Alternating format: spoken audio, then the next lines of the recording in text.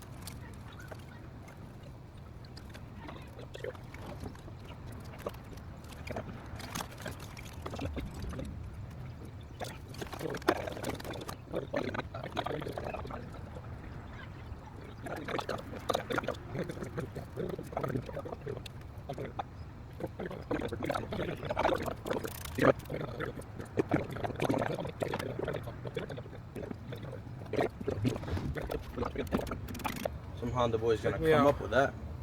Check me out. Look at how bad this harness was. Oily and stripped it was. Well, be careful, guy, because there's jumper harnesses that you need off of that for my injectors. So don't just. I'm not just anything. But hold on. Don't just be all willy-nilly. But we need to take some thumbnails because I've been forgetting to take thumbnails. So I'm gonna need you to pose with this real quick. Hit me. All right. Wear it like a chain.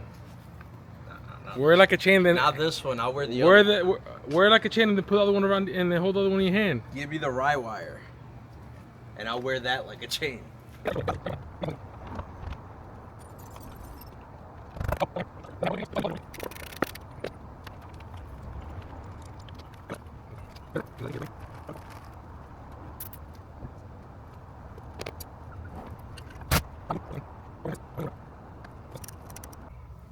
Alright, so here's the harness. So here's what we got. This plug 100% plugs into this plug. Done. And then this green plug 100% plugs into this plug. Okay, now we just gotta find out where this plug goes, and then we can get this thing started. Alright, so it turns out that this harness has to go all the way to the driver's side over there, somewhere over there, to fit in. So I'm gonna tuck it behind here. Again, we're gonna fix this routing once the car started, but just to get it started, let's see. Alright guys, it's obviously dark and late as hell, and there's no real rush to get this thing on tonight. I mean, it would have been cool for the video, but we'll just have to follow up with this tomorrow morning. Next day here, obviously your boy got a haircut. Today we gotta get Cousin Gary's car done and out of the garage because we need the space for the interior of this thing. So that's where we left off. Basically, that plug down there goes connected to the plug inside the engine bay, but we have to basically pull that out of there and reroute it back inside, and then we'll run this connector nicely behind the the HVAC unit, all that stuff, and connect it nicely so it's out of the way, so that when Cousin Gary gets out of work, he could come and give us the key, because he took the key with him, and we could hopefully start this car.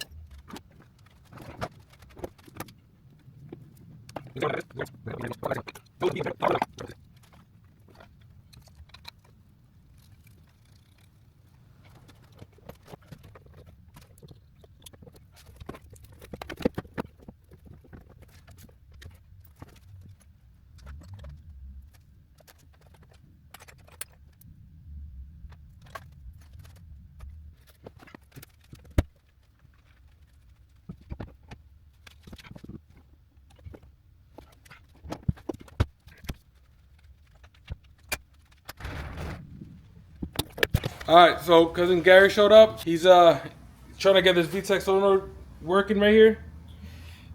Because his harness comes with the connector for the different type of VTEC solenoid, and his old harness just had the lead spliced into his harness. And he doesn't want to like do anything to this harness, like quick splice or nothing like that. So they're trying to figure something out with that. But we're just one plug away. Just one plug away. But that plug is not going to stop it from starting. So yeah, if you just want to connect the negative terminal, we may have bigger problems on our hands if this doesn't start. Right now, the VTEC, the old VTEC solenoid plug is disconnected. So right now he just has this massive 14. Trying to put the oil down, trying to stop the oil from squirting out of there. So I found a new jack point in case we need to lift the engine. yeah, so this is gonna be quick. We're not trying to make any messes here. So let's see. I followed the instructions of the harness by the T, so this should be pretty easy. Uh-oh.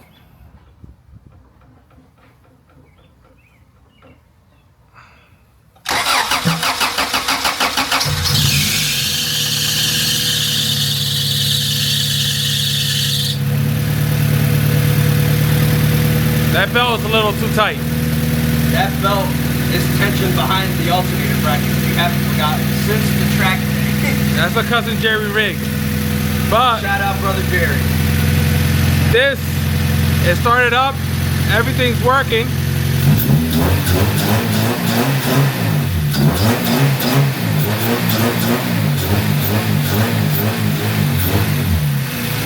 Everything's working, and that bolt's not leaking oil, so we're good.